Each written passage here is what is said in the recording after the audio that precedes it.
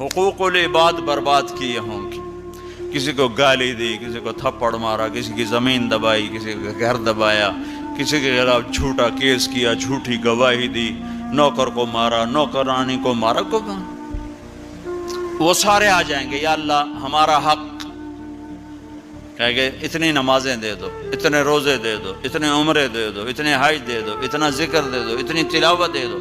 وہ مائنس ہوتے ہوتے ہوتے ہوتے ہوتے وہ زیرو ہو جائے گا، ابھی حقدار باقی ہوں گے. تو پھر اللہ تعالیٰ فرمائے گا ان کے گناہ اس کے سر پہ ڈالو. ساری زندگی زنا نہیں کیا اور لوگوں کے زنا سر پہ پڑ رہے، ساری زندگی شراب نہیں پی، لوگوں کی شراب سر پہ پڑ رہے، ساری زندگی جوا نہیں کھیلا، لوگوں کے جوئے سر پہ پڑ رہے. اور آپ نے فرمایا کہ ساری زندگی کی عبادتیں کھو کر اور لوگوں کے گناہ سر پہ لے کر یہ جہنم میں جا کے گرے گا، یہ میری امت کا غریب ہے.